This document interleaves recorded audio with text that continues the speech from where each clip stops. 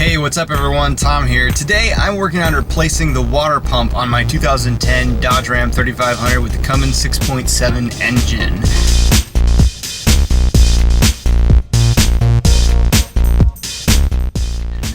If I were to say there is a weak point in this truck, the water pump is it. This water pump has been replaced twice already, so this will be the fourth pump. The first time it was replaced by the dealer. They put a original pump in. The first pump lasted 60,000 miles. The next pump lasted 50,000 miles, which was an original pump. So the next one I replaced, I just put a Napa pump in that had a lifetime warranty on it. That one lasted 40,000 miles and it's starting to go again. And the indication of starting to go is usually sound. You can hear it. Truck's idling right now. I don't know if you can hear it.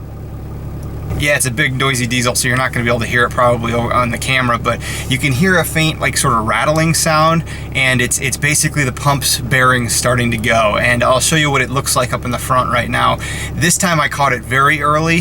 You can barely notice it starting to go, but it's not something you want to let go too long because it can spring a huge leak and cause a catastrophic failure, especially if the bearing, the wheel that drives it, comes off completely. So anyway, I'm starting this project right now. The first thing you're gonna wanna do is warm your truck up, lift it. Ours is a two-wheel drive truck, so I had to lift it so we can drain some of the coolant.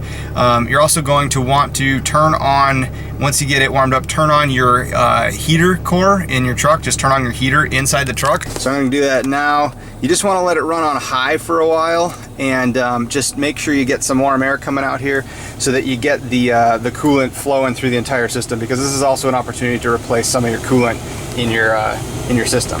All right, so you can see I got the truck lifted up here. If you're four-wheel drive, you might not even have to do that, but we're two-wheel drive, so we want to be able to get a 5-gallon bucket under there to drain some of the coolant. Here's what we're looking at. All right, did you see how that wheel was bouncing in and out a bit? That's the water pump starting to fail. So unfortunately, these things seem to be not well built. I think there are some better built ones out there that are quite more expensive, but we're basically on the road right now. We got to get it replaced. So we went down and just got another one at the auto parts store, and we're probably going to carry a spare at this point just to replace on the road. It's not a difficult replacement, but it's definitely inconvenient. So here we go, let's get into it. All right, so the truck's warmed up a little bit. We got the coolant flowing through the heater cores and everything. We've got the truck shut down now, and now we need to drain the coolant a bit, because you can see where that water pump is located. It's about halfway down on the engine. You got to drain the coolant at least that far in the radiator, because the radiator's up to here. You know, you got to drain it down to below the water pump, or else you're just going to spill coolant everywhere when we crack that thing to take it off. So we're going to go ahead and start draining the coolant. This thing takes about 6 gallons of coolant in the radiator system. I think a little bit more in the overflow reservoir. So we're probably going to drain about half of it now, but this is also an opportunity for you to flush all of the coolant out if you so desire. But we recently did that 40,000 miles ago, so we're probably only going to do about half of it now. So next thing we're going to want to do is crack the radiator cap. Oh, I'm under a little bit of pressure. You'd rather have it not under too much pressure. You don't want it too hot. It obviously wasn't anywhere near boiling, but you just want the truck just warm enough so that doesn't happen.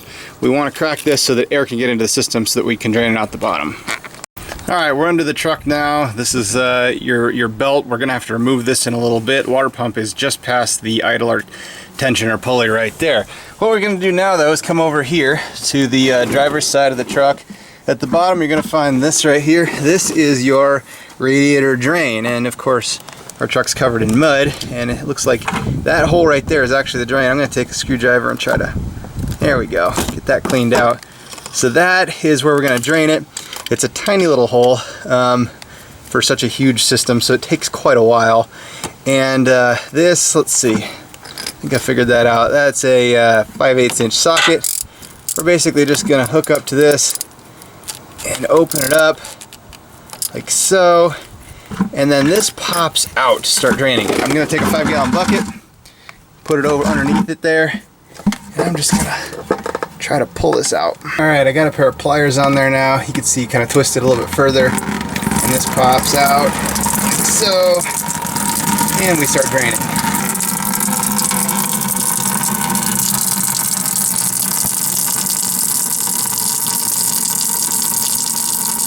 And we can look into the top of the radiator and see that it's disappearing down there as it drains. Alright, so if you're doing your entire system, it's going to take quite a while to drain, but we're just probably going to go halfway today on the truck. While it's draining, I think we'll go ahead and take the belt off so that we can remove the water pump. Alright, so here is our belt right here. What we're going to do is, this is most easily done with 2 people. I've got my beautiful wife as my assistant here, and she's helped me with this a number of different times. I'm going to go down underneath and show you how that we put a ratchet on this right here. That is your belt tensioner, and we take the tension off, and then she's going to pop the belt off of the alternator right here. Once she gets this off, the belt can easily be removed from the truck. Alright, so what you do is you take a 1/2 inch drive socket, and it fits in a square hole in that tensioner right there, and you can see I can just apply force to this ratchet and get that tensioner to move, but it's very stiff. Needs to be 2-handed operation. We'll see if I can maybe put this camera somewhere. Here we go. 1, 2, 3.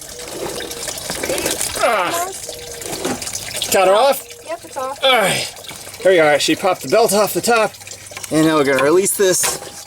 Oh, and there we go. All right. It's sounded more difficult than it is because usually I can have 2 hands on it. That was a 1-handed operation. So then you just pop this off, and now your belt is free. You want me to drop it? Yeah, go ahead and drop it. Ugh, so much dust and dirt. All right, our bucket's showing us that we've got about 2 gallons or so, and we got the belt off. So this is a good opportunity to inspect and replace your belt if needed. You know, just make sure there's not huge cracks. Minor cracks going this direction are okay. Any cracks going this way or along the grooves in this direction are definitely not good. This belt's got about 40,000 miles on it as well. We did it last time we replaced the pump. I think it's fine. Now that we got the pump, the pressure off the pump, I can grab it down here. I can grab the pump, and you can see how loose that is and hear it rattling. And that's the sound that we're hearing in the truck.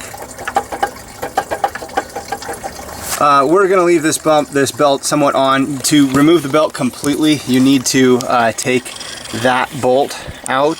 That one right in the middle of that's your tensioner. The tensioner has to pop off because the belt has to go out the back side of the tensioner. It's not very hard to do, but since we don't need to do it today, to remove the pump, there's one bolt right there you can see, and the other bolt is right there. Not the top one, but the bottom one there. And we remove those 2, and this water pump just will pop right off. Alright, so while we wait for that coolant to drain down far enough, I think I'm going to remove about 5 gallons of it today because I got that much to replace it. You want to make sure to get the right coolant for this truck. I even had the dealer try to put the wrong coolant in once. They wanted to put a Dex Cool in. Noisy fire trucks over there. They wanted to put a Dex Cool in, and that is not right at all. These Cummins engines run too hot, as most diesels do, for that type of fluid, and it'll gel up over time. You want HOT coolant, hybrid organic acid technology coolant. I prefer this Zurex G05 stuff. It seems to work pretty well, and it's a Cummins recommended coolant. So definitely make sure to put the right stuff back in when you're filling the system. So while I'm waiting for that coolant to drain, I'm also checking, now that we got the belt off, checking other pulleys and bearings. Grab things like I did with that pump and wiggle them. This is the alternator. Make sure they're tight. There's no play. Spin it. Make sure it spins nice and freely. That's a nice spin on that. You probably can't even see it spinning, but it is spinning nice and smooth. There's an idler pulley up top here. Do the same. There's a tiny bit of play on that, but that's I think is within spec. Spin it. Make sure that you don't hear any like clicking or ticking or anything like that on there. That one still feels really nice. Your fan, same thing on that. You can wiggle the fan back and forth. Make sure that the main pulley down there, there's no play, and that it feels nice when you rotate it, nice and smooth. no issue with the bearings there. All right, so here's our new pump. It's just a basic Gates pump. You can see the veins on there. When you got your new part, make sure that you make sure to look it over real good and make sure there's no burrs or anything left from the manufacturing process. This one's got some junk in there just from the box around where the seal goes. So we're just gonna clean it up, make sure that we're not gonna get anything into our cooling system from the new pump when we install it. All right, we got close to our 5 gallons of coolant. Wow, it matches that Home Depot orange pretty good. So we're gonna go ahead and climb up here and remove the 2 bolts that I showed you earlier. It's surprising these nuts are so small in there, but these are just small 10mm bolts that we're removing off of this. So there's one loosened up. All right, so I apologize. I take that back about not removing the tensioner assembly. I think I could get it off, but it's really tight with the tensioner assembly on there, so I'm gonna go ahead and remove that. I hope you're not doing this as I'm doing it, or else you're gonna have to do the same thing. So we're just gonna climb underneath there and pop that off, and then the belt can completely come off the truck so you can inspect it fully. All right, I already pre-loosened it. It's a 13mm ratchet. Goes right up on that one right there. Break that free. And this sucker will just pop right off.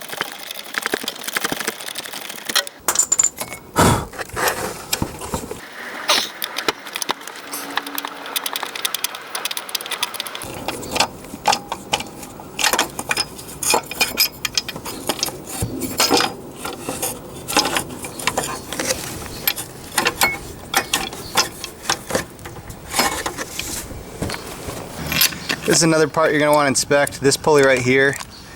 This is actually one of the more common failure points on this engine as well, the bearings in this. I've actually replaced this preventatively a while back because it was starting to feel a little bit loose, but it feels great right now.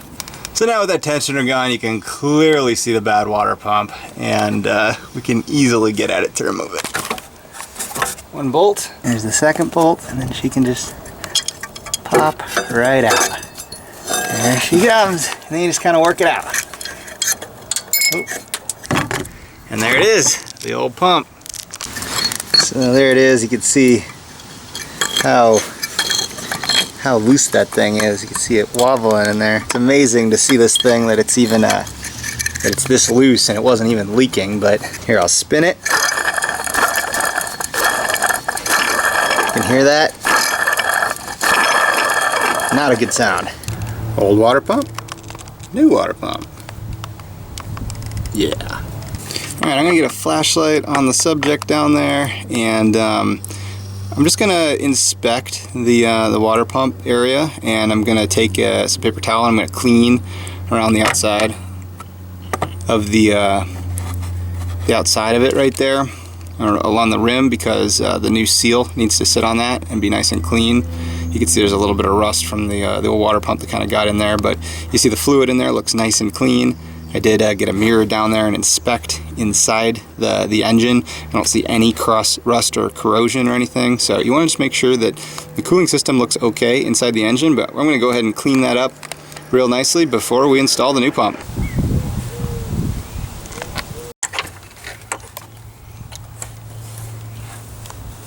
Alright, so putting the new one on is just like taking the old one off. You just snake it in there. It might be, you might need to find the angle, but it will go in there pretty easily. And then just get the bolts back on there. Make sure to put a little bit of oil on the seal before you put it in there. Help corrosion and seal it up a little bit nicely. So we got that on there. And now we're just going to tighten these bolts down and reinstall the belt. Make sure the new one spins freely. And she's all installed. Alright, you ready to crank it? I'm ready to crank it. Alright. Alright, so to get the belt back on, get your assistant. Hopefully you've got one as lovely as I have. And then take the tension out with your 1/2 inch socket.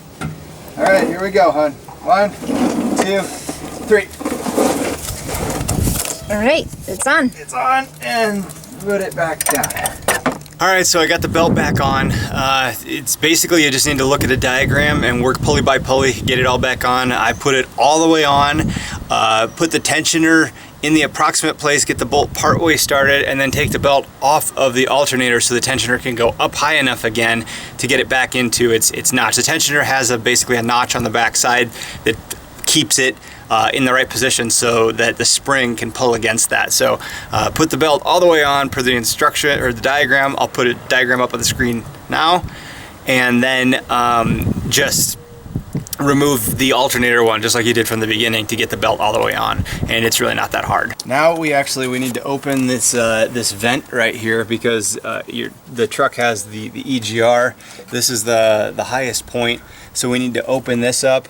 And then we start filling the thing with the radiator with fluid until we see it overflow at this point, and then the system is completely full.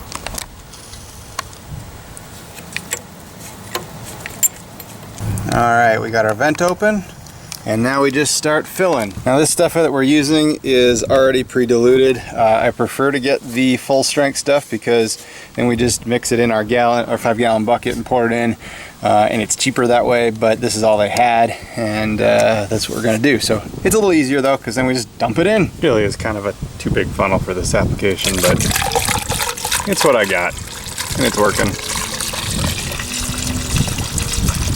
Now we're just going to watch until we see fluid overflow out that. Alright, so there it is. It overflowed a little bit. I'll just add a little bit more so you can see what it looks like.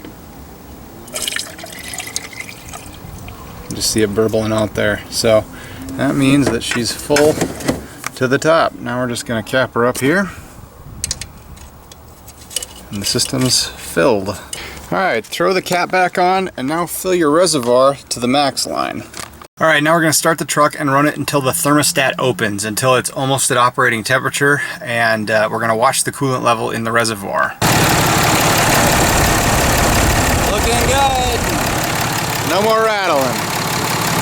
Well, it's starting to rain, but we're up to temperature. The next thing I'm going to do is just snap the throttle a few times. I'm just going to go...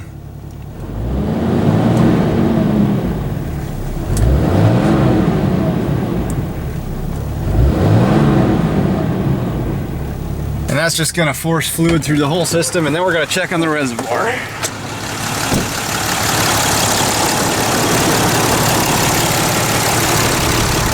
Looks like she's holding.